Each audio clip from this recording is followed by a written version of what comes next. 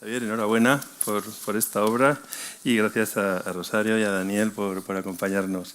Iniciamos sin más dilación este diálogo sobre ese momento decisivo que como ha mencionado Joaquín del Pino, pues atraviesa Europa, ¿no? Con la primacía del derecho, la independencia judicial y los límites de la soberanía nacional en el marco de la Unión en el trasfondo del debate sobre el Estado de Derecho que vamos a mantener. Como ha indicado Joaquín del Pino, esta iniciativa surge de las conversaciones que mantuvimos en torno a la publicación de la obra de Javier Cremades y sobre el imperio de la ley, y por ello permítame, antes de comenzar, dar paso a unas palabras sobre la obra que nos ha enviado Stefan Harvard, presidente de la Corte Constitucional Federal de Alemania, es decir, del Tribunal Constitucional Alemán, que por la relevancia de su testimonio hemos querido compartir al comienzo de este diálogo.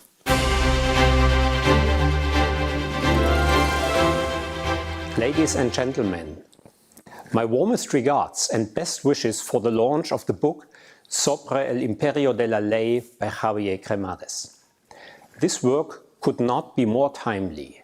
Free democratic orders are facing ever-increasing threats, which have as their ultimate target the democratic state and the rule of law.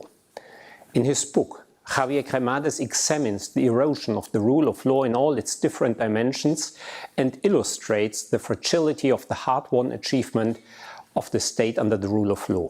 But he also shows us something else.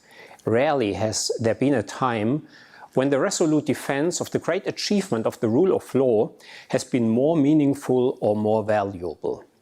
Without the protection and defense of the rule of law, there can be no freedom and there can be no free democracy. Javier Cremades' book encourages its readers to take responsibility. It shows us that the foundations of our free democratic order cannot be taken for granted and are not self-sustaining. A system that is not supported by the people will not endure. Let us take this work by Javier Cremades as a call to promote and to defend democracy, freedom and the state under the rule of law. Bien, como hemos escuchado, sin la protección y la defensa del Estado de Derecho no pueden prevalecer ni la libertad ni la democracia. Y no es una conquista que pueda darse por supuesta. Exige vigilancia, compromiso e implicación por parte de todos en su defensa. De esto hemos venido hoy a conversar y a reflexionar en un diálogo que hemos tratado de estructurar. Son tantos los temas que podríamos tratar en este ámbito que hemos querido estructurarlo de forma que sea más comprensible para todos y tener la oportunidad de aprovechar el privilegio de tener a nuestros invitados hoy. Hemos pensado en 4 bloques temáticos para ordenar nuestra conversación, ¿no? El primero, Estado de Derecho como fundamento del proyecto europeo. El segundo, soberanía, primacía y arquitectura institucional europea. El tercero, como no en estos tiempos, Estado de Derecho, competitividad y geopolítica. Y en cuarto lugar, ya en perspectiva de futuro, pues nos preguntaremos cómo podemos fortalecer la cultura jurídica europea, ¿no? Entonces, entramos sin más dilación. Hemos estructurado un poco el reparto, ¿no? de intervenciones, pero por supuesto podéis interrumpir y participar activamente en las cuestiones del resto de los participantes. Bueno, comencemos poniendo la mirada en el significado profundo del Estado de Derecho dentro del proceso de integración europea. Y quizás, Rosario, comenzamos por ti. ¿Cuál es tu visión desde esa cúspide jurisdiccional europea que has ocupado sobre cómo ha evolucionado la jurisprudencia en materia de independencia judicial, primacía y tutela efectiva? Vamos a ver, la Unión, como comunidad de derecho que es, se basa en una serie de valores y principios que se encuentran recogidos ahora en el artículo 2 del Tratado de la Unión Europea, del TUE. Principios como la dignidad humana, la libertad, la democracia, la igualdad, el Estado de Derecho y el respeto de los derechos humanos.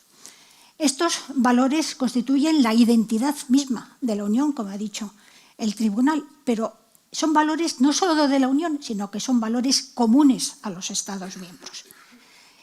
Por otro lado, estos valores, como también ha dicho el Tribunal en 2 sentencias de 22 de febrero del año 22, en 2 recursos de anulación interpuestos por Polonia y Rumanía contra el mecanismo de condicionalidad, no se trata de declaraciones políticas o de deseos, sino que se trata de obligaciones jurídicamente vinculantes. Y en relación con el Estado de Derecho, el Tribunal ha declarado expresamente que se trata de una obligación de resultado.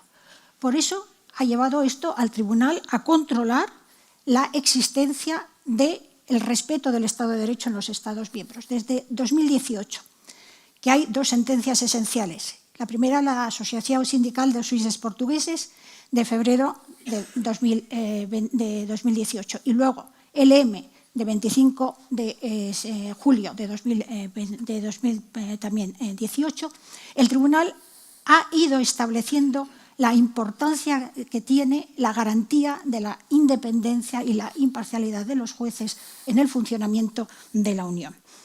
Se tratan tanto de recursos de incumplimiento interpuestos fundamentalmente contra Polonia, 5, contra Hungría, 1, y también, por supuesto, de cuestiones prejudiciales planteadas por los órganos jurisdiccionales nacionales que se plantean el problema de si su legislación es o no contraria a estos valores recogidos en el artículo 2 y en cuanto a lo que es el Estado de Derecho a través fundamentalmente del artículo 19.1 del TUE.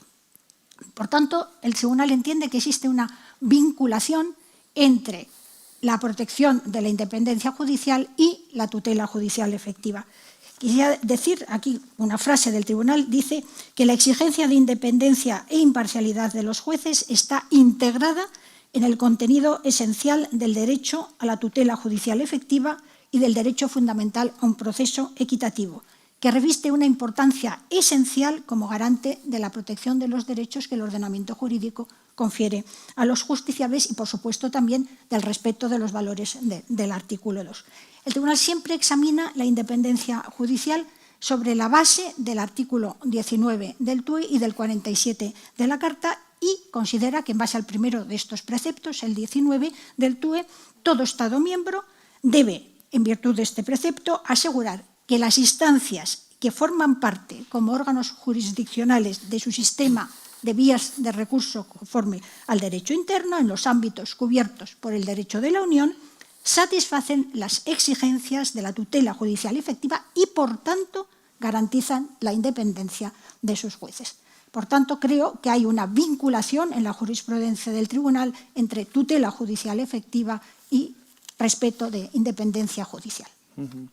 Y moviéndonos hacia el ámbito más de la institución, de la Comisión Europea, Daniel, nos interesa mucho conocer cómo la Comisión Europea ha ido articulando esos mecanismos de supervisión y garantía del Estado de Derecho, ¿no? ¿Cómo es esa relación entre legalidad, confianza institucional y cohesión del propio proyecto europeo? Bueno, muy buenas tardes a todos. Es un placer estar aquí y felicitar a Javier por su libro y es un placer estar con Rosario, que es una referente del derecho europeo, y felicitar a la Fundación del Pino por las instalaciones magníficas en las que nos encontramos. Rosario lo ha explicado muy bien. La Comunidad Europea, la Unión Europea es una comunidad de derecho.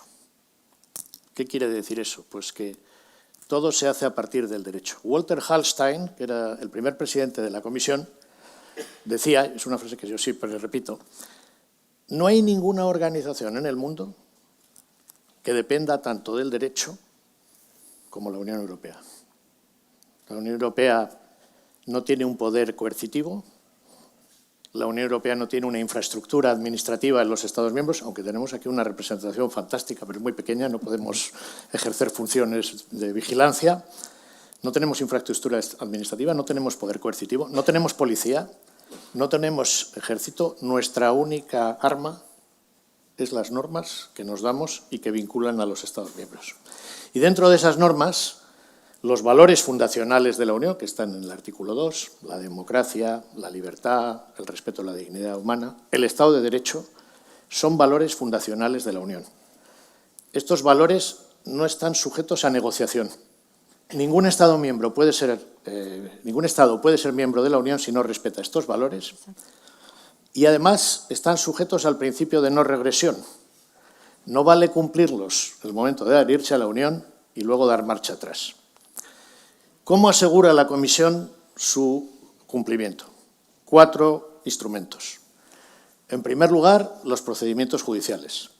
La Comisión, como guardiana de los tratados, puede ir al Tribunal de Justicia y solicitar que declare la infracción de un Estado miembro a sus obligaciones si viola esos principios fundacionales. No solo es una capacidad teórica, sino que lo hemos hecho. Y voy a dar algún ejemplo. En el caso de un Estado miembro que imponía sanciones a los jueces por plantear cuestiones prejudiciales. En el caso de otro Estado miembro que crea una sala con jueces políticos para jubilar activamente a otros jueces. O en el caso de un Estado miembro al cual la Comisión, como consecuencia de las interferencias sobre el Poder Judicial, le llevamos al tribunal y solicitamos una multa de 1 millón de euros diario si no suspendía esa ley. Esto fue en el año 2021, el Estado se niega y al final la cifra va aumentando día a día y ha tenido que pagar 320 millones de euros. Bueno, se ha negado a pagarlos, pero se los hemos descontado de los fondos estructurales y el tribunal ha declarado la validez de esta actividad. Puede ser por procedimientos judiciales de infracción o, como decía muy bien Rosario, por cuestiones prejudiciales. Los propios jueces se interrogan sobre medidas que van contra el Estado de Derecho, acuden a Luxemburgo y Luxemburgo puede declarar que esa ley, si es contraria a los principios, al derecho comunitario, debe quedar inaplicada. Y así lo ha hecho también. El segundo instrumento del que disponemos es el informe sobre el Estado de Derecho. Este es un instrumento preventivo que nos permite actuar evaluando la situación del Estado de Derecho en cada Estado miembro. Lo llevamos haciendo desde el año 2020 y en ese informe se hace una fotografía de cada Estado en 4 elementos esenciales: independencia judicial, libertad de prensa, lucha contra la corrupción y los equilibrios, los checks and balances, los contrapoderes dentro del Estado.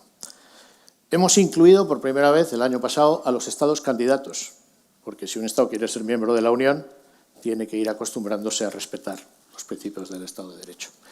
Y además, por primera vez también hemos incluido recomendaciones.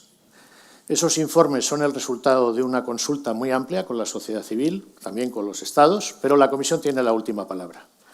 Y la buena noticia es que esos informes se discuten y a ningún Estado miembro le gusta ser expuesto en una discusión con los otros Estados y 2/3 partes de las recomendaciones se han ido cumpliendo. En el caso de España, el caso más famoso fue el tema de la renovación del Consejo General del Poder Judicial, que tuvo lugar gracias a la intervención de la Comisión. Todavía queda pendiente el cambio del sistema de elección. Tercer instrumento de acción es el reglamento sobre la condicionalidad. Si un país viola el Estado de Derecho, se pueden suspender los fondos europeos. Y el Tribunal, en las sentencias que ha citado Rosario contra recursos de Polonia y Hungría, confirmó la legalidad de este acto. Un Estado miembro no puede pretender recibir financiación europea si está violando la normativa comunitaria. Y lo hemos activado ya. Hungría tiene el 66% de los fondos estructurales suspendidos hasta que no modifique su legislación en aspectos que plantean problemas respecto al Estado de Derecho.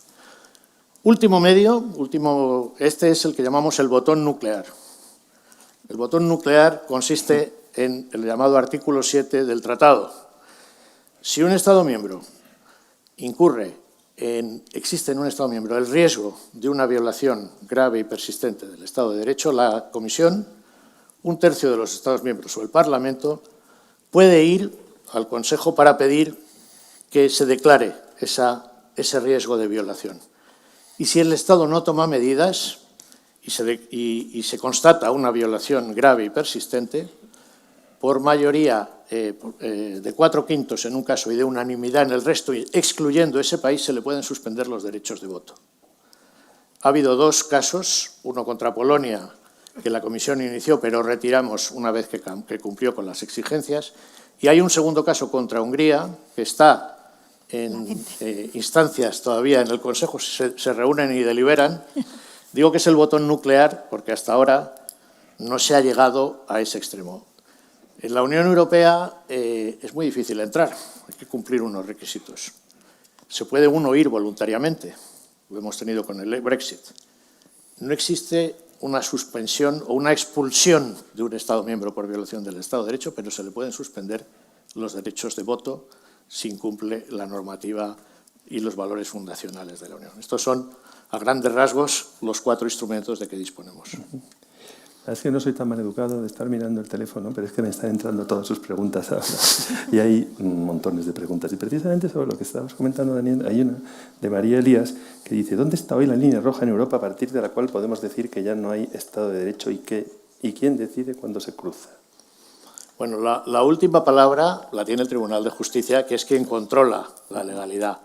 La Comisión, como guardiana de los tratados, tiene la función de asegurar que se cumple el derecho de la Unión, pero todo juez nacional es juez comunitario, con lo cual los jueces nacionales pueden llevar al Tribunal de Justicia, no solo pueden, sino que de hecho lo hacen, y cuando se produce una vulneración de los derechos fundamentales, de la independencia judicial, de aspectos que están en el artículo 2 del Tratado, pueden invocar ante el Tribunal de Justicia estas disposiciones y que el Tribunal, a la luz de las mismas, dilucide si esa ley que están aplicando es conforme o no. Y la línea roja las pone el Tribunal es el que decide hasta dónde podemos llegar o no. Lo que es muy importante es que existen mecanismos, esto no es una discusión académica. El Tribunal ha dicho en las sentencias que citaba Rosario que los valores del artículo 2 no son una declaración programática, no son una mera declaración de intenciones, son valores jurídicamente vinculantes que vinculan a los Estados miembros y que la Comisión puede exigir. Hay un caso muy importante que está en estos momentos pendiente de discusión, precisamente Comisión contra Hungría, sobre una legislación antidiscriminatoria, una legislación discriminatoria contra las minorías, en las cuales hemos planteado un recurso de incumplimiento basado única y exclusivamente en este artículo 2. Y esta sentencia va a ser una sentencia muy importante porque puede abrir una brecha. Está al caer. Está al caer. Vamos a ver lo que dice el Tribunal. Bien, la importancia del equilibrio de poderes y de los principios del Estado democrático de derecho. Javier, hemos venido a hablar de tu libro. Permitirme la broma. Tú ahora analizas la dimensión cultural y constitucional del Estado de Derecho, ¿no? Y reflexionas sobre si Europa dispone de una cultura jurídica verdaderamente compartida y cómo afecta la percepción de inseguridad jurídica a la estabilidad institucional y a la confianza social, ¿no? En el marco de lo que hemos oído, ¿qué nos puedes decir, ¿no? Muchas gracias, Vicente. Permíteme que agradezca también a la Fundación Rafael del Pino, a su presidente, a mi querido Joaquín, sus palabras de intervención. También quiero agradecer mucho a Arantxa Calvo Sotelo que me esté acompañando hoy, especialmente a los ponentes. Es impresionante ver la historia de éxito de cómo España se incorpora a lo largo de un proceso que no fue lento, pero que tampoco fue rápido, con mucha ilusión. Y hoy vemos como 2 personas contemporáneas nuestras son pilares muy robustos del Poder Judicial, Poder Ejecutivo, súper respetados. Yo he estado con Daniel en jornadas, en eventos en Bruselas, y era el director de los estudios jurídicos del Gobierno de Europa. Era el abogado general, ¿eh? Y nuestra querida Rosario, pues además de ser la primera abogada del Estado de la historia de España, en plenas cortes constituyentes, y me contaba antes cómo tuvo que incorporar artículos nuevos de la Constitución ante Mario, pues ha sido una jueza especialmente respetada y querida. Así que muchas gracias, querido Carlos Bastarreche, por haberme ayudado a organizar este acto, al alcalde emérito de Madrid, José Manuel Manzano. Quiero agradecer a 3 personas, porque lo que hice fue mandar esta invitación a varios grupos de WhatsApp que tengo, de amigos, de mis contactos. Claro, no discriminé, los mandé. Entonces 3 me dijeron: Tony Coyle, que ha venido de Nigeria, llegó ayer y se marcha mañana. El maestro Eugenio Cutica, probablemente el pintor más importante del cono sur de América, y que también ha llegado esta mañana desde Nueva York y se vuelve mañana.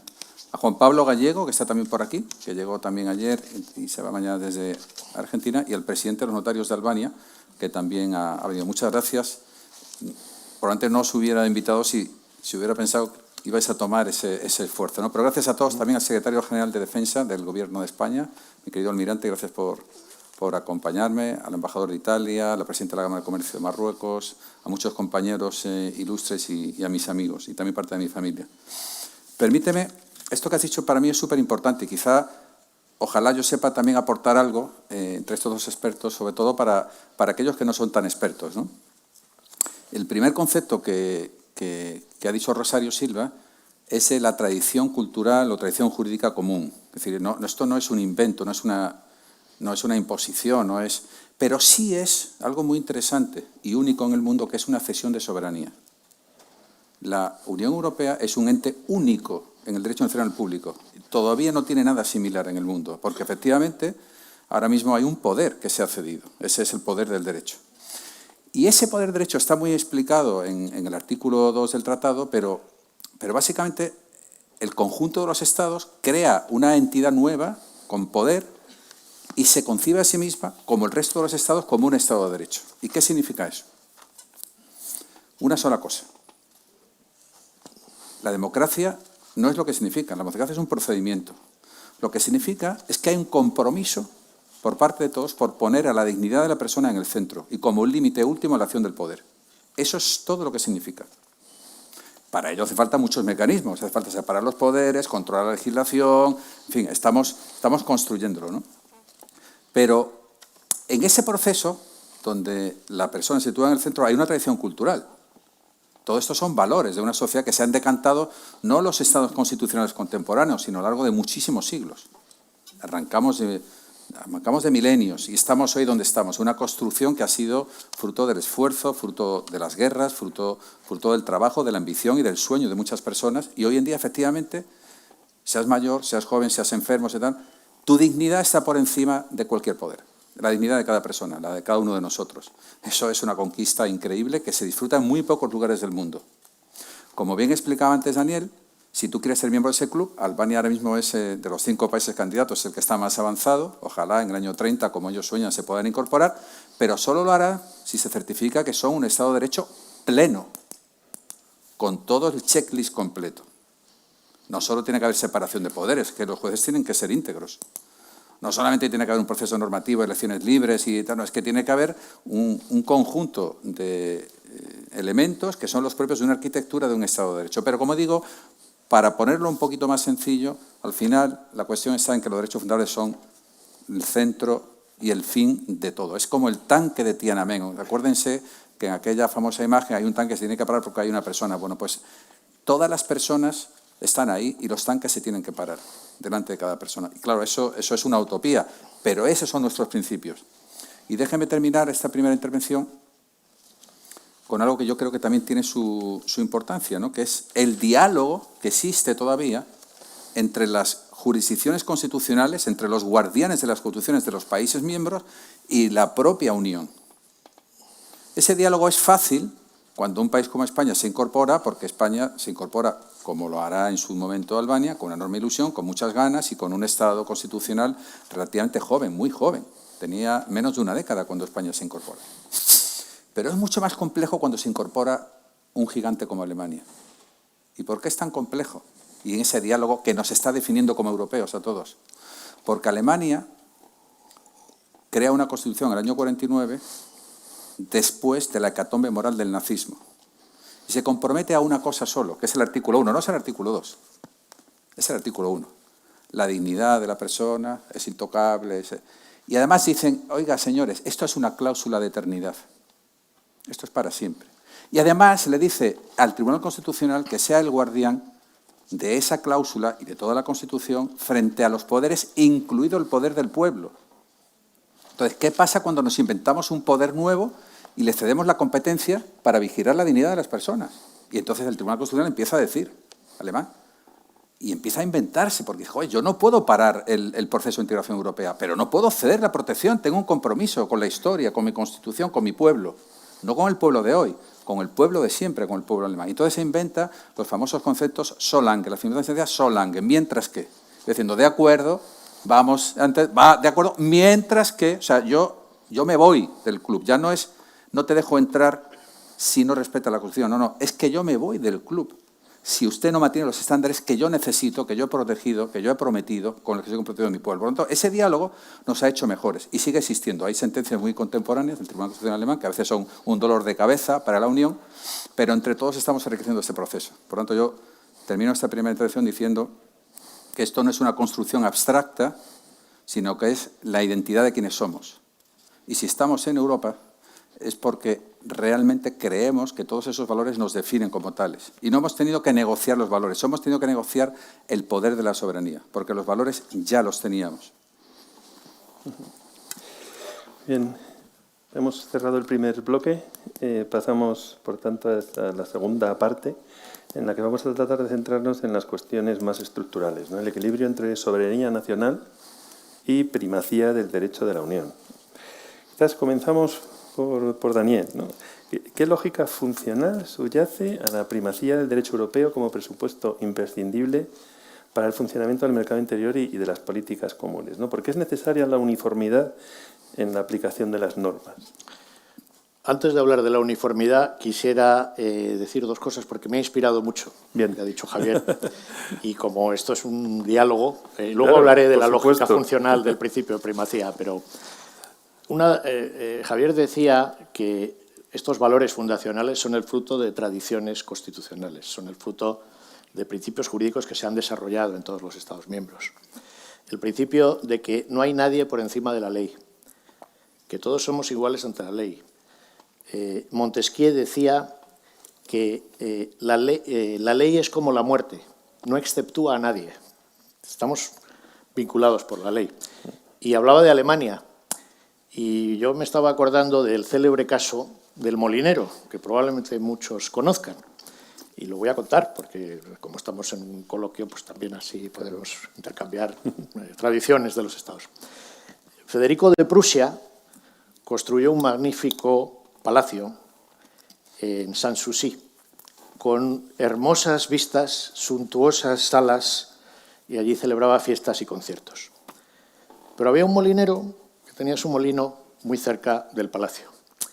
Y ese molino no solo estropeaba el paisaje, sino que con el ruido de las aspas molestaba al emperador y a sus invitados y ahuyentaba la caza. El emperador citó al molinero y le ofreció comprarle el molino. Pero este se negó y le dijo: es mi modo de vida, yo usted no puede destruirlo. Y el emperador le dijo: tú sabes que yo puedo destruirlo sin tener que pagarte un céntimo. El molinero decidió acudir a la justicia en Berlín para proteger sus derechos y su propiedad. Y el tribunal de Berlín falló a su favor. El emperador, que ya iba a empezar con la demolición del molino, acató la sentencia, paró la demolición, resarció al molinero por los daños causados y dijo la famosa frase: todavía quedan jueces en Berlín. Todavía quedan jueces en Berlín, todavía quedan jueces en los Estados miembros, todavía quedan jueces independientes bajo cuya autoridad cumplimos las leyes. 2 siglos después, podemos decir que todavía quedan jueces en Washington, porque si ustedes ven la sentencia del Tribunal Supremo sobre los aranceles, aquí no era un molinero, aquí era una empresa juguetera de Illinois y un importador de vinos y de licores. Y cuando el presidente de los Estados Unidos decide imponer generalizadamente un arancel, excediendo los límites de la Ley de Emergencia de 1977, que autoriza medidas excepcionales, pero que en ningún caso permite ir más allá de determinadas disposiciones y no incluye disposiciones fiscales, el Tribunal Supremo le dice que no puede hacerlo y, en consecuencia, declara inaplicable esa ley. Todos estos casos reflejan que el imperio de la ley, la sujeción de todos a la ley, por encima de cualquier distinción, todos somos iguales ante la ley y hay autoridades, hay jueces independientes que tienen esa misión. ¿Cómo se establece el sistema judicial o jurídico español, europeo y el principio de primacía? Pues es un principio de lógica funcional, como muy bien decía Vicente. No puede haber un sistema que funcione a nivel de la Unión Europea, unas reglas que se apliquen de forma uniforme en todos los Estados, si cada Estado decide individualmente cómo interpreta esas normas. Y por eso hay un principio que establece el Tribunal de Justicia en su jurisprudencia, pero que luego los Estados miembros, en la Declaración 17, que está anexa al tratado, recogen, y en virtud de ese principio, toda norma nacional que se opone al derecho europeo debe quedar inaplicada en virtud del principio de primacía. Esto es esencial porque todos los Estados miembros son iguales ante el derecho europeo, pero también es esencial para los ciudadanos, porque si las leyes europeas no se aplicaran de forma uniforme en toda la Unión, tendríamos como en los aviones, ciudadanos business, ciudadanos de primera clase, ciudadanos de segunda clase, en función de cómo cada país decidiera aplicar ese derecho. Y además, ese principio de primacía establece algo muy importante, y es que el Tribunal de Justicia tiene la autoridad exclusiva para interpretar el derecho europeo. Por eso el Tribunal de Justicia ha reaccionado con tanta fuerza cuando en algún Estado, y alguno de los Estados fundadores muy importantes, al cual se ha referido Javier, no quiero dar más pistas, cuestionaba alguna norma y decía cómo había que interpretar el derecho europeo, el Tribunal dice, la única autoridad que tiene la exclusividad en la interpretación es el Tribunal de Justicia. Y si usted tiene dudas, hágame una cuestión prejudicial. Y si no le gusta mi respuesta, haga una segunda cuestión prejudicial, haga una tercera, pero la autoridad en la aplicación del derecho, en la interpretación del derecho de la Unión, la tiene el Tribunal de Justicia. Si no hubiera un principio de primacía, tendríamos una cacofonía entre los Estados miembros, cada Estado miembro lo interpretaría de una forma distinta y no funcionaría el derecho de la Unión dentro de los Estados miembros. Es el Estado de Derecho, al fin y al cabo, ¿no? Pues es que permítanme una aportación. Antes de Navidad nos visitaba Anne Applebaum y hablábamos sobre lo que estaba pasando en Estados Unidos. Y había muchas opiniones que dudaban de que finalmente pues, los jueces del Tribunal Supremo fueran a dictar una sentencia en un sentido o en otro. Y ella dijo, no se preocupen, la única obsesión de un juez del Tribunal Supremo norteamericano es la defensa de la Constitución de los Estados Unidos. Y adelantó ese resultado que muchos dudaban, ¿no? En línea con lo que se está diciendo. Al final es el Estado de Derecho. Rosario, ¿cuál es el papel del Tribunal de Justicia de la Unión Europea en la consolidación de ese orden jurídico autónomo, ¿no? ¿Qué desafíos plantean las eventuales fricciones que se producen entre los tribunales constitucionales nacionales y el Tribunal de Justicia de la Unión? Es la pieza fundamental para que esto funcione. Si no existiera el tribunal, la comunidad o la Unión Europea nunca sería una comunidad de derecho. Claro. Es la garantía máxima del respeto por los Estados miembros y por los nacionales de los Estados miembros del derecho de la Unión. El tribunal, a lo largo de sus años de jurisprudencia, ha ido estableciendo hasta el propio concepto de derecho de la Unión. Podemos irnos a sentencias tan antiguas como Wangenel II o Costa Enel, o a pronunciamientos más cercanos como el dictamen 2/13 sobre la adhesión al Convenio Europeo de Derechos Humanos. Y ahí el tribunal ha definido este nuevo ordenamiento jurídico que nace de una fuente autónoma que son los tratados, que se integra en los ordenamientos jurídicos de los Estados miembros, que se impone a sus órganos jurisdiccionales y cuyos destinatarios son tanto los Estados miembros como sus nacionales. Pero además es que la Unión Europea tiene un sistema jurisdiccional descentralizado que es lo que garantiza la aplicación del derecho de la Unión. No solo es el Tribunal de Justicia, son también los órganos jurisdiccionales nacionales. Hay una frase del Tribunal en el dictamen 109 sobre el mecanismo de resolución de controversias en materia de patentes que dice claramente que tienen atribuida en común la misma función, que es garantizar el respeto del derecho, entonces en la comunidad, ahora en la Unión. Y el mecanismo, como decía antes Daniel, para garantizar que esa aplicación descentralizada del derecho de la Unión llega a una aplicación uniforme, sin embargo, es la existencia de la cuestión prejudicial. Es a través de este mecanismo que los jueces nacionales preguntan al Tribunal de Justicia sobre la interpretación o la validez de una norma de derecho de la Unión y, con la respuesta dada por el Tribunal, ellos resuelven su caso. Y ahí quería, porque cuando antes hablabas, Daniel, de los mecanismos que tiene la Unión para garantizar que se respete el derecho, has mencionado que está la cuestión prejudicial, pero yo quiero dejar claro que cuando se trata de declarar que un Estado miembro incumple, solo hay una vía, que es el recurso de incumplimiento, nada más. Porque muchas veces se nos critica, se critica al tribunal, que ¿por qué no dijo que esa ley nacional era contraria al derecho de la Unión? Pues porque no podía, porque eso solo puede hacerlo a través de un recurso de incumplimiento. Es solo a través de esa vía como se declara que un Estado miembro ha incumplido a través de una disposición, a través de una conducta, una norma de derecho de la Unión. La cuestión prejudicial solo va a interpretar el derecho de la Unión y luego es el juez nacional el que tiene que proceder a aplicarla y determinar, como decía antes Daniel, si la norma interna es contraria o no a derecho de la Unión.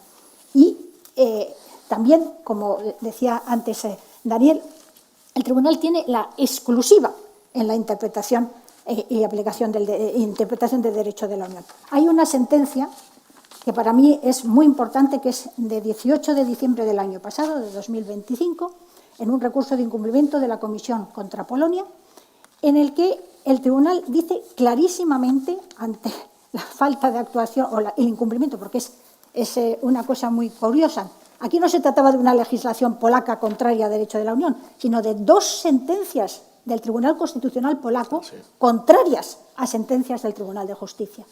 Y la Comisión inicia procedimiento de incumplimiento y el Tribunal declara el incumplimiento de Polonia por una conducta imputable al Tribunal Constitucional.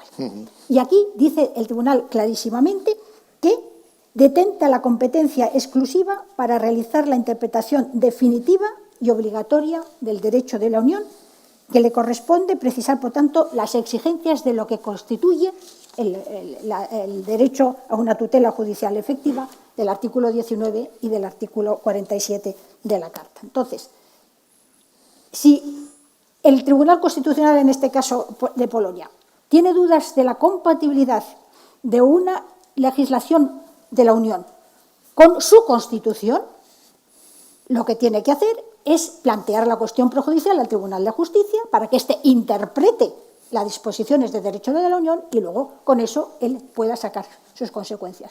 Pero lo que no puede hacer, que era lo que había dicho el Tribunal Constitucional polaco, era decir simplemente: yo considero que el Tribunal, al haberme impuesto, haber impuesto a las jurisdicciones ordinarias unas medidas cautelares en materia de administración de justicia, ha ido más allá de lo que son sus competencias, ha actuado ultra vires y, en consecuencia, eso es contrario a mi Constitución y, por tanto, no lo aplico. Por tanto, lo que hay que tener en cuenta es que hay un sistema jurisdiccional descentralizado con competencias entre el Tribunal de Justicia y los órganos jurisdiccionales nacionales, y esto nos lleva a que el Tribunal sea el que tiene siempre la última palabra en la interpretación del derecho de la Unión, y los jueces nacionales lo que tienen que hacer, si tienen dudas, es siempre preguntar. Muy complejo a veces el equilibrio, ¿no?, entre estados nacionales y... No, a veces yo, pero cuando eso no te había contestado a la pregunta, aunque pero... me he metido por el camino también del Tribunal Constitucional polaco, pero quiero decir que las relaciones entre tribunales constitucionales y Tribunal de Justicia dependen, no todas son tan catastróficas. Hay tribunales constitucionales como el belga, que es una maravilla, que pregunta de la forma más clara y normal posible, que aplica las interpretaciones que le da el Tribunal de Justicia y que no hay ningún tipo de controversia. O sea, ha aprendido muy bien cómo funciona el mecanismo. Hay otros que son un poco más reticentes. En el caso nuestro solo ha habido una cuestión prejudicial en la historia. O sea, en 40 años el Constitucional solo planteó Meloni. Claro, un tema muy interesante porque han surgido varias preguntas, Javier Capapé, Rafael Fernández Pita, que se centran en casos concretos en los que esa frontera es compleja de transitar, ¿no? El tema del Tratado UE-Reino Unido, la cláusula que pone, por ejemplo, Rafael Fernández Pita de UE Only, consecuencia, ningún Parlamento Nacional puede votarlo y oponerse. Entendemos que son momentos complejos, ¿no?, en los que hay que perfilar una respuesta, ¿no?, de todo el sistema. Y entramos precisamente, Javier, precisamente en ese espacio de la teoría del constitucionalismo multinivel, ¿no?, porque es interesante comprender un poco dónde estamos, ¿no?, en Europa. Si Europa se encuentra ante una forma de federalismo implícito, ¿no?, o ante un modelo que podemos llamar singular, que exige ese esfuerzo permanente, esa pedagogía jurídica y política para evitar la fragmentación, ¿no? Y, en cualquier caso, abierta la respuesta a las preguntas que nos han formulado a los tres, ¿no? En mi opinión, son las dos cosas. Es una realidad con una identidad propia, distinta de todas las demás, pero también podríamos hablar de un constitucionalismo multinivel, ¿no? O podemos utilizar, quizá para esa pedagogía que todos necesitamos, porque el derecho comunitario es una especialidad en el derecho y hay grandes expertos. Por cierto, el mayor experto considerado, el mayor tratadista, el mayor académico, quizá aclamado en derecho comunitario, es un norteamericano, que es el profesor Weiler, que todos conocemos. Es un grande experto, vivo, y menos esa es la fama que tiene, ¿no? Pero para que los demás que no somos especialistas en derecho comunitario podamos entenderlo, yo creo que sí sirven algunas analogías, ¿no? Y es, el Tratado de la Unión Europea se puede parecer a una Constitución como norma suprema. Lógicamente, el Tribunal de Justicia de la Unión Europea es nuestro Tribunal Supremo. No el Tribunal Supremo de España, es nuestro Tribunal Constitucional y el Tribunal Supremo juntos. Es el Tribunal Supremo de Estados Unidos. Lógicamente, los Estados no somos Estados federados.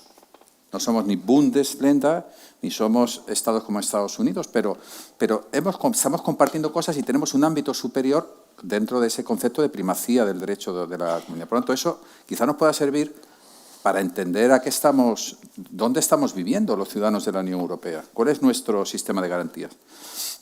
Y en ese sentido, no hay que olvidar que este no es un mundo teórico de tratados o de tratadistas. Este es un mundo donde también hay un juego de poder.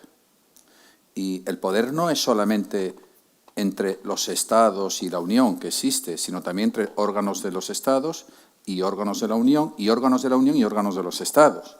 Y el Consejo con la Comisión y el Parlamento, y afortunadamente tenemos un poder judicial. Porque decía Aristóteles que el poder tiende a extenderse, luego tiende a perpetuarse y luego tiende a corromperse. Y ese es el poder, no el poder político. Ese es el poder político, el poder económico, el poder familiar, el poder. Y entonces eso está pasando en Europa también. Pero ¿qué pasa cuando hay una discrepancia? Que tenemos a alguien a quien mirar para preguntarle, oiga, ¿yo esto cómo lo hago?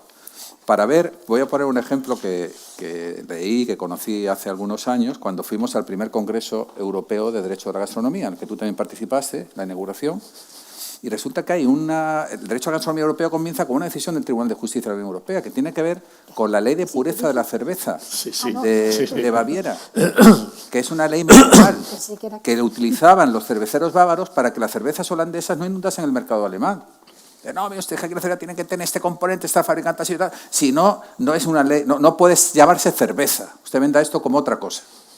Y llegan los jueces europeos y dicen, no, mire usted, no utilice esta norma para romper lo que tiene que ser un mercado único, ¿verdad? Y termina con aquello, ¿no? Y está por encima del legislador, porque esa ley seguía vigente. Por tanto, es muy importante tener jueces. Por cierto, nuestros jueces no es que no sean jueces estrellas.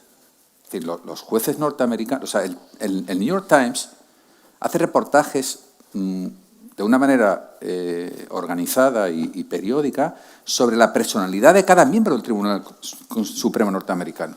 El último fue de una jueza que nombró Trump y que ha demostrado, no ahora, sino desde el comienzo, bastante independencia, ¿no? Connie Arment. Pero en Europa no, tenemos unos jueces maravillosos que saben derecho, que son ciudadanos desconocidos, que en la mayoría de la gente ni los conoce. Y lo que están es trabajando. Y están un poquito más protegidos en el sentido de la opinión pública, aunque la presión existe. Termino con esa reflexión, ¿no? De que, fíjate, es interesante oír cómo piensa un juez, aunque ya no esté ahí, cómo piensa un juez. Bueno, claro, estos no nos hacen caso, estos sí nos hacen caso, esto lo hacen bien y tal. Es que no es fácil que te hagan caso. Es que la gente se cree que, como lo ha hecho el tribunal, ya va a pasar. Hay un librito que me regaló Gabriel Fernández y que me leí hace un par de años de Stephen Breyer, que tengo el honor de que prologue este libro, que se llama La autoridad de la Corte, la autoridad del tribunal y el peligro de la política. Y explica unos cuantos casos donde el Tribunal Supremo americano no consiguió que le hicieran caso. Por ejemplo, en la famosa sentencia de segregación, cuando termina la segregación, la famosa sentencia Topeka versus Board of Education, que sería 9 años sin aplicar. Los gobernadores del sur, sobre todo el de Arkansas y concretamente un señor que era del Partido Demócrata, dice, aquí no va a pasar. Eso es un atentado contra nuestra cultura, nuestra identidad. Está 8 años y el presidente Kennedy tiene que enviar la División Aerotransportada 101 para obligar a que un niño se escolarice. Y cuando se va unos meses después, sacan al niño del colegio. La sentencia no se aplica. Pero no solamente es que a veces el tribunal no consigue que se aplique, es que a veces lo hace mal. no lo hace mal en el momento, lo hace mal cuando pasamos, no me refiero a nuestro tribunal, que no tengo ese mismo juicio, pero, por ejemplo, el Tribunal Supremo norteamericano, que se considera a sí mismo, la Constitución americana se considera el derecho supremo de la tierra, legalizó la esclavitud, pero no es que legalizó la esclavitud, perdón, la consideró, por supuesto, compatible con la Constitución norteamericana, es que la declaró también el sistema John Crow. Cuando termina la esclavitud, que fue una obra del legislador, no del Tribunal Supremo, nace el sistema de segregación, que está casi 80 años, bendecido por el Tribunal Constitucional. Y sentencia, por ejemplo, la imposibilidad de matrimonios interraciales.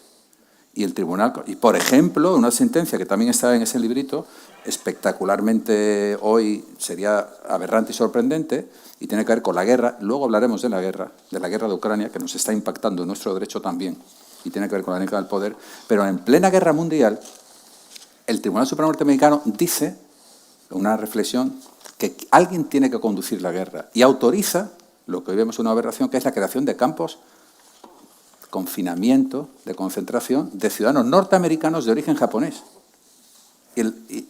Hoy están avergonzados, claro, los jueces constitucionales, pero dijeron que estaba bien, por lo tanto, lo hemos dicho antes, estos son jueces de su época, con su cultura y con su identidad. Ya veremos qué pasa dentro de 40 años. Ojalá el Tribunal Europeo de Justicia, yo creo que va a ser el caso, pues pase a la historia como un órgano no ejemplar, porque el Tribunal Supremo norteamericano tiene algunos casos de los que se arrepienten los que están hoy en el Tribunal norteamericano. Has conectado con la cuestión de la geopolítica. Y como habíamos mencionado, era interesante ver, aunque hay muchas vertientes no estrictamente jurídicas en todo el debate que tiene que ver con las dimensiones económicas y de geopolítica, y vamos a evitar entrar ahí porque no tenemos tiempo, pero nos encantaría. Pero sí, al entrar en el ámbito de la geopolítica, yo os lanzaría una pregunta a los tres, ¿no? Porque realmente vivimos ese desmoronamiento, ¿no? de esas relaciones internacionales basadas en reglas, ¿no? Y de esa reivindicación del Estado de Derecho como el espacio necesario para asegurar el ejercicio de la libertad, la democracia y los derechos humanos. Que era ese orden que algunos dicen que no existe, me disculpen, ¿no? Pero que algunos quizás querríamos que siguiera existiendo. ¿Cuál es vuestra opinión sobre lo que está ocurriendo, ¿no? Bueno, empiezo yo. Daniel. Bueno, yo creo que vivimos tiempos convulsos, vivimos una inestabilidad, vivimos una volatilidad, la lógica de poder, esa lógica transaccional parece imponerse sobre el derecho internacional, que ha presidido las relaciones entre los Estados. El alto representante, Josep Borrell, decía: Europa tiene que aprender esa lógica de poder. Europa tiene que ser capaz de sentarse a la mesa con los que deciden. Y añadía: si no estás en la mesa, estás en el menú. Entonces, si no queremos estar en el menú, tenemos que reforzar nuestra unidad. Y para reforzar nuestra unidad, se habla cada vez más de autonomía estratégica. Europa tiene que reforzar su unidad política, su unidad económica, su unidad energética, digital, incluso militar. Hablamos mucho de defensa en estos tiempos. ¿Cómo hacer esto? Bueno, hay una necesidad, y el jueves habrá una reunión del Consejo Europeo muy importante, donde se va a discutir de todos estos temas, pero interpelados por lo que está pasando en el mundo, Europa tiene que responder. Y tenemos que responder apoyándonos y defendiendo nuestros valores, porque el éxito de nuestro proyecto como europeos han sido precisamente esos valores que se ven acompañados de mercados libres, de multilateralismo, de defensa del orden internacional. Y también tenemos la obligación en el tratado, no tenemos solo el artículo 2 respecto en el plano interno, sino tenemos también el artículo 21, que dice que la Unión Europea en su acción debe proyectar esos valores, debe promoverlos, y dentro de esos valores, que son valores esenciales, también está la Carta de las Naciones Unidas, la defensa del derecho internacional. ¿Cómo tenemos que hacerlo? Pues tenemos que intentar empezar a tomar más decisiones por nosotros mismos. El modelo europeo, hay una frase del presidente Macron que es muy gráfica, que dijo en un famoso discurso en la Sorbona: Europa es mortal. ¿Y por qué decía que Europa es mortal? Pues porque hemos desarrollado en un mundo en el que quizá teníamos una cierta ingenuidad. China nos suministraba productos a muy bajo coste, teníamos energía muy barata de Rusia y los Estados Unidos nos aseguraban nuestra defensa, y ese mundo está cambiando. Y para poder contar en ese orden internacional, para poder sentarnos en la mesa, tenemos que intentar tomar más decisiones en común, tenemos que ser más eficaces. Y cuando muchas veces nos comportamos de forma euroescéptica, pues olvidamos cosas muy importantes. Europa es un 6% de la población. Ese 6% de la población genera un 18% de la riqueza en el mundo. Un 6% de la población mundial genera casi la quinta parte de la riqueza del mundo. Además, tenemos unas sociedades en las que tenemos un modelo social del cual nos sentimos orgullosos. Tenemos universidades, tenemos gente bien formada, tenemos una seguridad jurídica, tenemos un Estado de Derecho. Somos un lugar muy atractivo para invertir, mucho más que otros, precisamente por esos valores, precisamente porque rige el imperio de la ley. Entonces, toda esa acción que van a discutir los jefes de Estado y de Gobierno, y que ahí se habla de muchas iniciativas, tiene que inspirarse en los valores fundamentales del artículo 2, en esos valores fundacionales, porque la seguridad jurídica es también un factor de competitividad.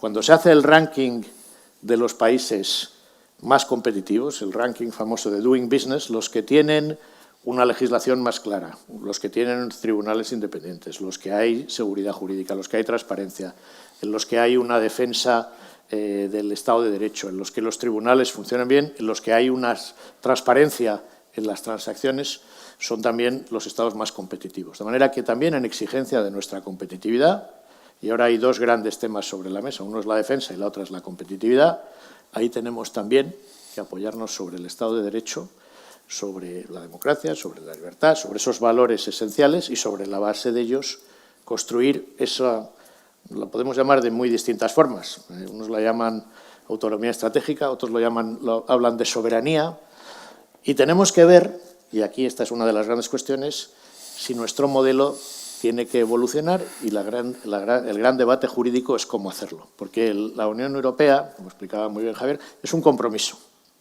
Es un compromiso entre los federalistas europeos, que querían construir los Estados Unidos de Europa, y los intergubernamentalistas, que decían, no, esto no es... Y dentro del sistema europeo hay aspectos federalistas, el Banco Central Europeo, la política comercial, la política de competencia, donde los Estados nos han conferido de forma exclusiva sus competencias, ahí la Comisión tiene un papel muy importante y eso es competencia comunitaria. Pero luego tenemos la parte intergubernamental, en la cual rige la unanimidad, la Comisión tiene muy poco que decir y ahí observamos que hay grandes deficiencias. ¿Cómo lo vamos a poner en marcha? Este es un debate ineludible, es un debate jurídico que tendremos que abordar en los próximos meses. Habrá que modificar los tratados. Se puede utilizar la base jurídica en los tratados y a través de las pasarelas intentar pasar de unanimidad mayoría cualificada. Debemos ir a una Europa de cooperaciones reforzadas. Hay que tener mucho cuidado porque se quebraría el marco institucional único. En fin, son grandes cuestiones, pero en todas esas cuestiones la respuesta siempre tiene que girar sobre la base de los valores fundacionales de la Unión. ¿Sobreviviremos a la era del desorden? Espero que sí. No, yo soy optimista. Yo creo que Europa ha sabido siempre salir de las grandes crisis reforzada. Y la solución, oyéndole a Daniel, para mí, a lo que nosotros tenemos ahora es más Europa, no menos Europa. Claro. Contra más hagamos en común, mejor. Claro. Cada uno de nosotros somos muy pequeñitos en el ámbito global. Ni tan siquiera Alemania, que es la más grande, ella solita, dentro del marco global mundial, tiene peso suficiente. Juntos podemos hacer cosas. Por separado no podemos hacer absolutamente nada y nos barrerán de un lado y de otro. Por tanto, todo lo que sea reforzar la Unión Europea me parece que es la solución. Tenemos problemas, eso es obvio. Tú indicabas, Daniel, que había que ir superando las unanimidades porque las unanimidades bloquean, ya lo estamos viendo. Cada vez que se quiere dar un paso adelante, si es unanimidad, un Estado levanta la mano y aquí nos hemos quedado, por mucho que sea necesario dar ese paso. pero habrá que ir, yo creo, poquito a poco, como hemos hecho siempre, porque la Unión se ha creado, la comunidad se fue, como decía Schuman, poquito a poquito, ¿no? Paso a paso, para llegar cada vez un poquito más lejos. Creo que podemos hacerlo y que todas estas situaciones críticas en las que nos encontramos, que si la guerra en Ucrania, que si la situación internacional a raíz de la nueva presidencia norteamericana, los virus anteriores que hemos tenido, todo eso, lo que está haciendo es que vayamos avanzando en campos que jamás se nos hubiera ocurrido avanzar. Daniel se lo conoce muy bien, pero con ocasión del coronavirus no había una política de sanidad común, no existía. Pues inventamos cosas y se hicieron muchísimas cosas en común que nunca hubiéramos pensado que se podrían haber hecho, tomando como base los artículos del tratado. No nos salimos de allí. Pero creo que esa situación de crisis va al final a reforzar y hacer que se avance. Bueno, me gusta mucho oír a Daniel Calleja y me gusta mucho oírte, querida Rosario. Y estaba pensando en una frase que me dijo una vez Stephen Breyer, este jurista que muchos piensan que es el jurista más prestigioso vivo de los Estados Unidos, 22 años sirviendo en el Tribunal Supremo, catedrático aún en activo en Harvard, la Escuela de Derecho. Y él me dijo una vez, oye, la Constitución americana, la democracia americana es un experimento, apenas tenemos 250 años. Y él dijo seriamente, la cuestión es si es sostenible. Y yo cuando oigo a ese señor decir que si la Constitución americana es o no sostenible, o sea, si tiene mucho futuro, digo, ostras, si la Constitución americana puede ser vulnerable, si, como decía el presidente Macron, la Unión Europea es mortal, pues que será de mi país y que será de la Unión Europea, ¿no? Evidentemente que está en nuestras manos y la podemos perder. Y la Constitución Europea ha dicho una cosa, Rosario, muy bonita, ¿no? Que se hace paso a paso y momento a momento, ¿no? Voy a poner un ejemplo, ¿no? Si nosotros ahora, imagínense que la Unión Europea le quiere dar el premio Sájarov o el Comité del Nobel de Noruega le quiere dar el premio Nobel de la Paz a los Estados Unidos de América. Los Estados Unidos de América cumplen 250 años ahora y en el año 27. ¿Y aquí quién recibe el premio? Pues yo diría que el presidente de Estados Unidos de América, ¿no? Bueno, nosotros desde la World Juris le quisimos dar el Premio Mundial de la Paz y Libertad a la Unión Europea. ¿Y quién recibe el premio a la Unión Europea? Hay que inventarse algo, porque es que el Parlamento, el Consejo y la Comisión dicen que son ellos. Y los tres llevan razón. Tenemos que seguir construyendo. Tuvimos que inventarnos de que esto era el premio a los guardianes del tratado a la Comisión Europea. Entonces, pues viene von der Leyen, que era la persona que queríamos que recibiera el premio, pero los otros dos dicen, no, yo soy la Unión Europea. Por lo tanto, eso tenemos que seguir trabajando. Y déjame que diga una cosa sobre lo que has dicho de la emergencia, ¿no? Porque una cosa es que sigamos construyendo la estructura, los procedimientos, con jurisprudencia, con legislación nueva, que sigamos avanzando, ¿no? El Tribunal ha hecho un trabajo formidable realmente en hacer de la Unión Europea no solamente una unidad de derecho que está en el tratado, sino una unidad de derecho que está en la vida. Pero la dinámica a la que yo hacía referencia cobra especial relevancia en momentos de guerra, que es en los que estamos.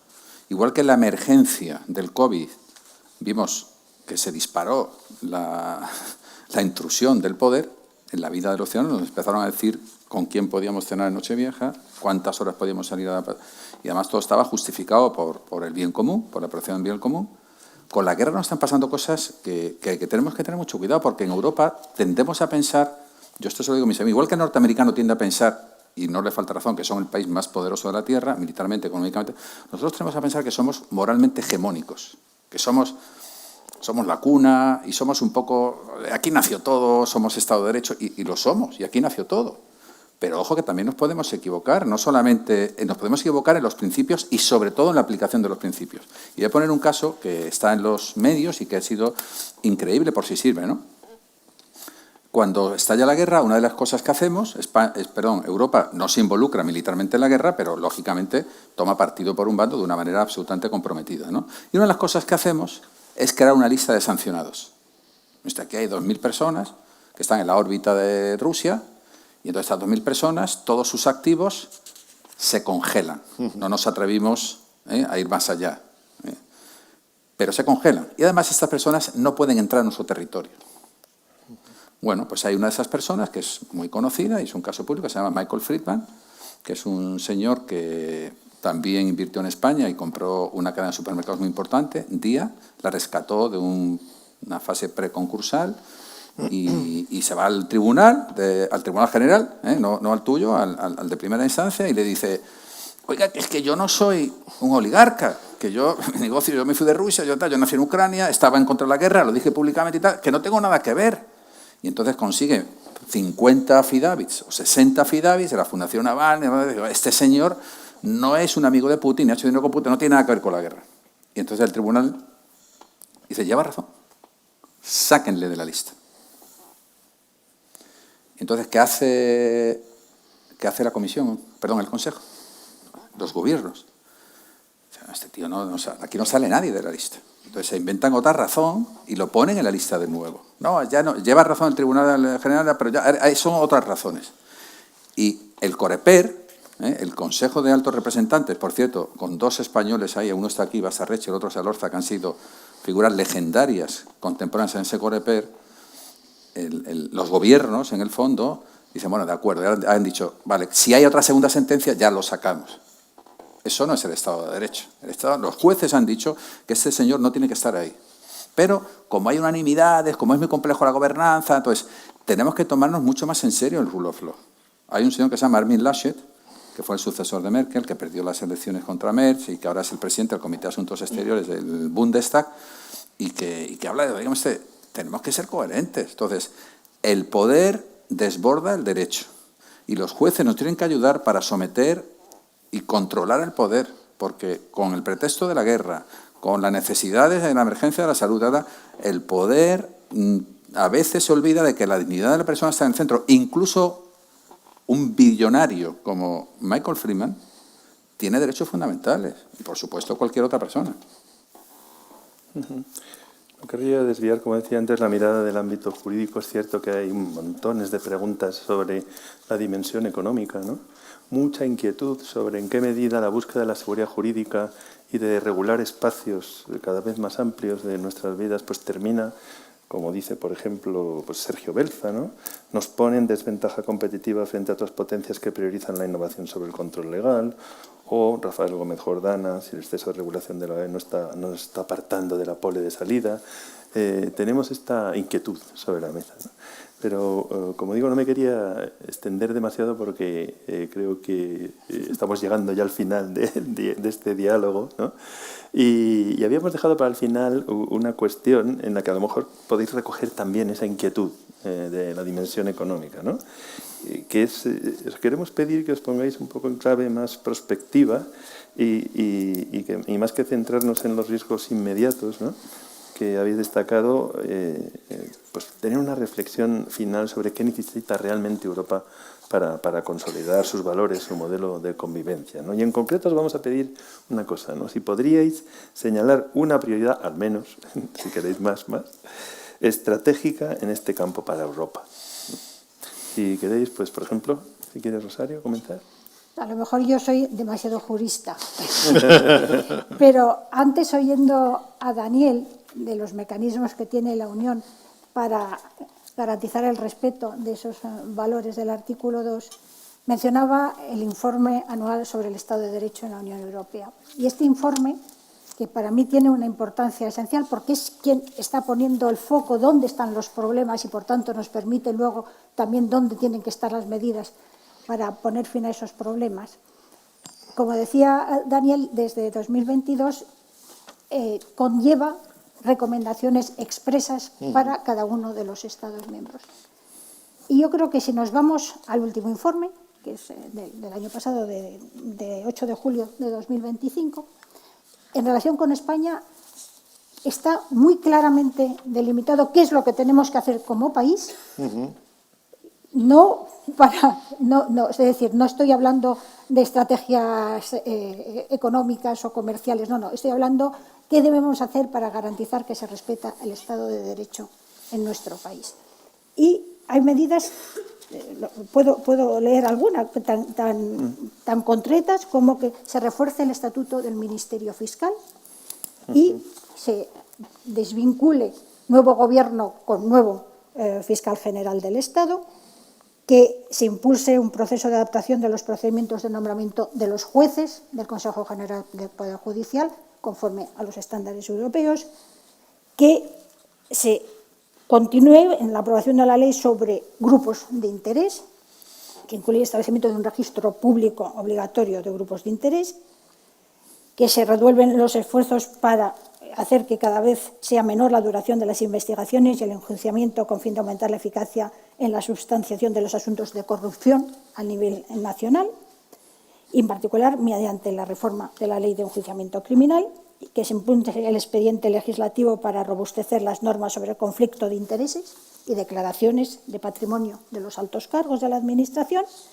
y, por último, que se avance en la mejora del acceso a la información, y en particular mediante una ley sobre secretos oficiales, teniendo en cuenta las normas y estándares europeos. Creo que tenemos un plan general de actuación. Se cubren todos los aspectos que nos pueden interesar: Consejo General del Poder Judicial, Ministerio Fiscal, lucha contra la corrupción, grupos de interés, todo está aquí. Si verdaderamente nos focalizáramos, yo diría, con uno solo de estos y mejoráramos de año en año uno solo de estos puntos, ya habríamos avanzado mucho. Y Daniel, desde la perspectiva más europea, ¿qué nos dices? Yo no puedo, Puedes entrar en la española también. No puedo estar, Vía 2000. Yo no puedo estar más de acuerdo con lo que ha dicho Rosario, porque es el informe de la Comisión. Pero debo decir que como lo actualizamos cada año, lo que vemos es si se han cumplido esas recomendaciones y si hay que añadir nuevas. Pero yo creo que por encima de los mecanismos institucionales, de los procedimientos de infracción, hay una cosa que es muy importante, y yo creo que Javier lo mencionaba en las sociedades, y es esa conciencia de respeto de la legalidad, de respeto de las leyes, de integridad, de ese deber cívico de los ciudadanos, de respetar las leyes, no porque te vayan a sancionar, sino porque son la garantía de la libertad de todos. Yo me gustaría ver más en todos los ciudadanos, en los poderes públicos, en el Poder Judicial, que eso se reflejara más, que la sociedad tomara conciencia de ese valor cívico del respeto de la legalidad. Y cuando Javier se refería a las dificultades del Tribunal Supremo Americano de que se apliquen sus leyes, yo creo que lo que tendríamos que hacer es que tendría que haber una conciencia tan evidente de que por encima de lo que digan las leyes es muy importante que se cumplan, y es muy importante que todos seamos buenos ciudadanos, que yo incidiría en ese valor cívico de la legalidad. Y añadiría un segundo elemento: para que las leyes se cumplan, tienen que ser justas.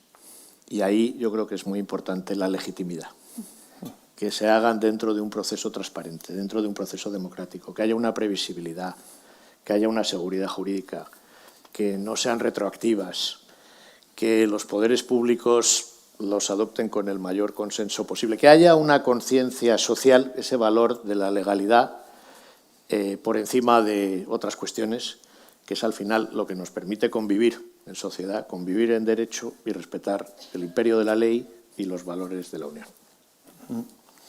Javier. Lo que acaba de explicar Daniel creo que es fundamental, y me ha conectado otra vez con el juez Breyer, que de nuevo le pregunté: oiga, ¿qué es para usted el Estado de Derecho? ¿Qué significa el rule of law? Yo estaba buscando mi propio concepto y le pregunté, y fue una conversación en plena pandemia por Zoom.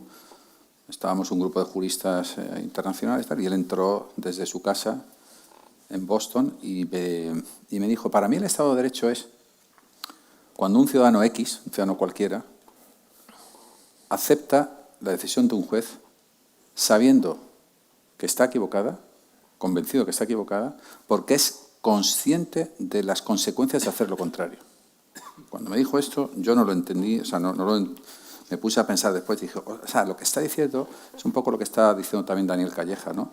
Que hay un elemento fundamental para que funcione el rule of law, para que funcione el imperio de la ley, también en Europa, que es la adhesión voluntaria de la comunidad política. Yo creo que hay una conciencia de que estamos sometidos a un sistema de leyes y de normas en nuestros países, pero hay que trabajar esa conciencia de que ese sistema se extiende a la Unión Europea, porque da la impresión que la Unión Europea es como es un grupo de regulación complementaria de la nacional que resuelve algunos problemas, en la que consultan los jueces y tal. No, es que es un derecho que nos vincula en el día a día, nos da garantías de circulación, lógicamente conectado con las constituciones de cada país, ¿no? Me parece que eso es fundamental, extender esa conciencia cívica del Estado de Derecho, también de la Unión Europea, y esto es parte de los graves problemas que tenemos ahora mismo en Europa. No es el resultado de unas élites que nos imponen un derecho, sino es el resultado de la adhesión voluntaria de los ciudadanos libres y conscientes que quieren vivir bajo un sistema donde gobiernan las leyes y no gobiernan la fuerza. Y que, por lo tanto, también son propietarios de todo el sistema. Eso parece muy difícil, pero es la realidad que gobierna la Unión Europea. Ese trabajo está por hacer y corresponde a esta generación iniciarlo con eficacia. Déjame que termine con algo que yo he vivido cerca de Daniel, ¿no? Y tiene que ver con tu pregunta de antes, ¿no? Y la pregunta de antes nos parece, hay un debate mundial sobre, parece que la innovación está en Estados Unidos, especialmente en la costa oeste, y que nosotros, más allá de algunas excepciones como Spotify, como lo que hemos sido capaces de innovar en regulación. Nosotros somos muy famosos, o sea, los General Counsels de Amazon, de Google, de Facebook, de Banco...